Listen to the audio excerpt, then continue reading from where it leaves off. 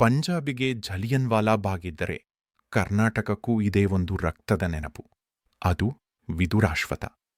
1938 April 25 ಭಾರತದ ತ್ರಿವರ್ಣ ಧ್ವಜ ಹಾರಿಸಲು ಸಾವಿರಾರು ಜನ ವಿದುರಾಶ್ವತ್ಥದಲ್ಲಿ ಸೇರಿದ್ದರು. ಅವರ ಕೈಯಲ್ಲಿ ಶಸ್ತ್ರ ಇರಲಿಲ್ಲ, ಕೇವಲ ದೇಶಭಕ್ತಿ ಮಾತ್ರ ಇತ್ತು. ವಂದೇ ಮಾತರಂ, ಭಾರತ್ ಮಾತಾ ಕಿ ಜೈ ಎಂದು ಕೂಗುತ್ತಿದ್ದ ಆ ನಿರಾಯುಧ ಜನರ ಹೃದಯದಲ್ಲಿ ಸ್ವಾತಂತ್ರ್ಯದ ಬೆಂಕಿ ಉರಿಯುತ್ತಿತ್ತು. ಆದರೆ ಬ್ರಿಟಿಷರ ಕಣ್ಣಿಗೆ ಅದು ದೇಶಭಕ್ತಿಯಲ್ಲ, ದ್ರೋಹ. ಒಂದು ಕ್ಷಣದಲ್ಲಿ ಪೊಲೀಸರು ಜನರ ಮೇಲೆ ನಿರ್ದಯವಾಗಿ ಗುಂಡಿನ ಮಳೆ ಸುರಿಸಿದರು. ಆ ಗುಂಡಿನ ಸದ್ದು ವಿದುರಾಶ್ವತ್ಥದ ಮಣ್ಣನ್ನೇ ನಡುಗಿಸಿತು. ಜನರು ಓಡತೊಡಗಿದರು, ಕೆಲವರು ನೆಲಕ್ಕುರುಳಿದರು. ತಮ್ಮವರನ್ನೇ ಹುಡುಕುತ್ತಾ ಮಕ್ಕಳು, ಮಹಿಳೆಯರು ಅತ್ತರು. ಆ ಮಣ್ಣಿನ ಮೇಲೆ ರಕ್ತವೇ ಹರಿಯತೊಡಗಿತು. ಅಲ್ಲಿದ್ದ ಆಲದ ಮರ, ಗುಂಡಿನ ಸದ್ದು, ಜನರ ಕಿರುಚಾಟ ರಕ್ತದಲ್ಲಿ ಬಿದ್ದ ಸ್ವಾತಂತ್ರ್ಯ ಹೋರಾಟಗಾರರನ್ನು ಮೌನವಾಗಿ ನೋಡುತ್ತಾ ನಿಂತಿತ್ತು.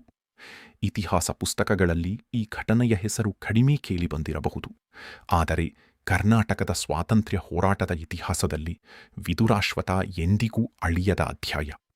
ಇಂದು ನಾವು ಆರಿಸುವ ಈ ತ್ರಿವರ್ಣ ಧ್ವಜದ ಹಿಂದೆ ಅನೇಕ ಮರತ ವೀರರ ರಕ್ತ ಇವೆ.